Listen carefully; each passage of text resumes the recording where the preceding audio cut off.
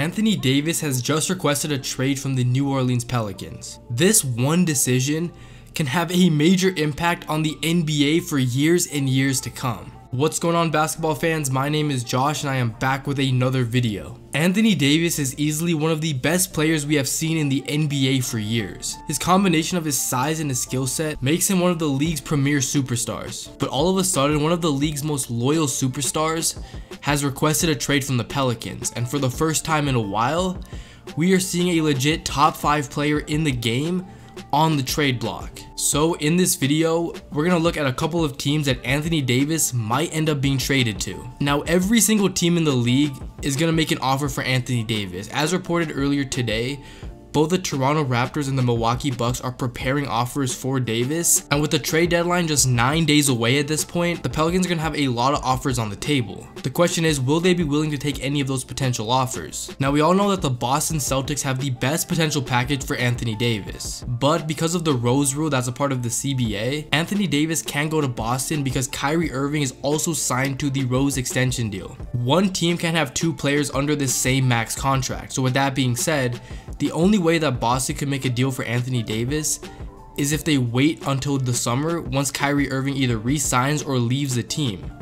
The other possibility is if they trade Kyrie for Anthony Davis, but of course, the Celtics want to keep Kyrie Irving. He's their centerpiece. So for the next 9 or so days, Boston is out of the running for Anthony Davis because, like I mentioned, they can't make a deal that doesn't include Kyrie Irving. Now that's where the Lakers come in. As you may know, Anthony Davis just recently signed with Rich Paul, who is also LeBron James's agent. And who knows if there's some insider stuff going on, but with Anthony Davis requesting a trade just 9 days before the deadline when the Lakers are struggling and probably ready to make a move, it's a little weird that the request came out just at the right time. The Lakers have 9 or so days to make an offer for Anthony Davis, and they too can put together a pretty nice package. Davis mentioned that he wants to play for a contender, and the Lakers are in a prime position to get a deal done. Because wherever AD signs, he might just be a 1 to 2 year rental. His contract is up in the summer of 2020, and with that being said, who knows where he's going to want to play. Most likely it'll be the LA Lakers, but we don't know for sure. Now, a potential deal that the Lakers can put together includes Lonzo Ball, Kyle Kuzma, Ivica Zubac,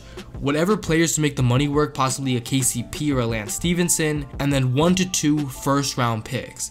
And even then, I don't know if that's enough for the Pelicans to accept. But regardless, every single trade, including the LA Lakers, will have to include Kyle Kuzma. Kuzma is becoming the Pippen to LeBron's Jordan, and he's had some crazy games this year, putting up over 40 points. Kuzma is looking like he'll become a future all-star in this league, and of course the Pelicans are going to want him. Ideally, if you're the Lakers, you would like to keep Kuzma, make him your third option, and part ways with either Lonzo Ball or a combination of Ball, Ingram, and maybe even Josh Hart. But the question at this point is, how many teams across the league want to give up assets for a 1-year rental of AD?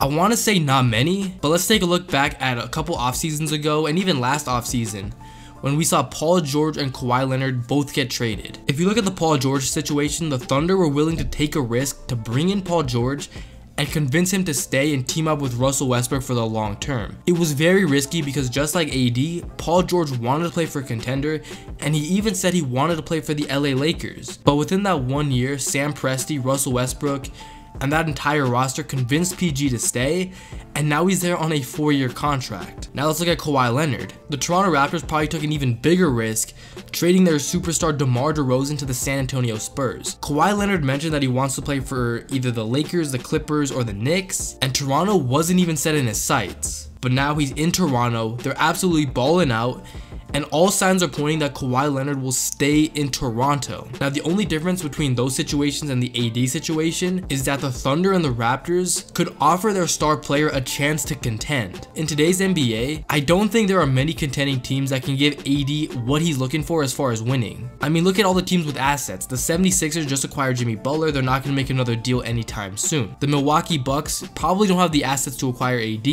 Same with the Toronto Raptors. If you go to the Western Conference, I mean, the Warriors can make a deal if they really wanted to, but it's highly unlikely. The Thunder don't have the assets to make the deal.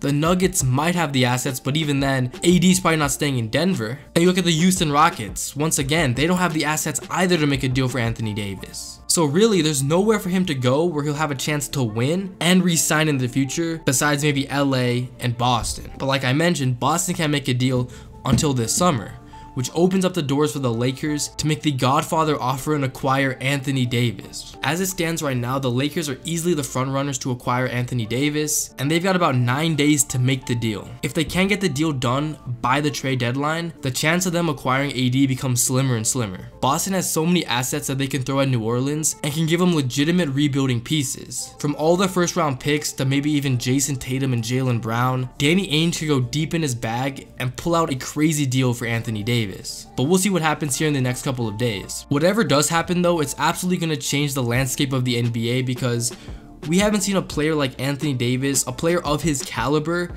request a trade in as long as I can remember. I mean, there was that summer when we had Paul George, Jimmy Butler, Chris Paul, all those guys get traded, but none of those guys are a top 5 player in the NBA.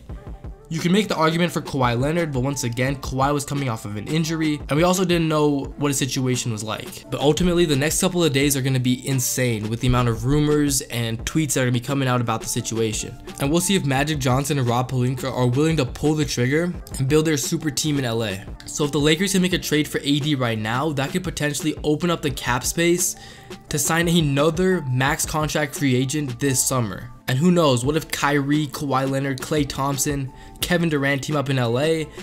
We're talking about one of the greatest teams ever. So make sure you guys stay tuned over the next couple of days to see what's going on with the whole situation. It'll be interesting. But that's it for me. Till next time, peace.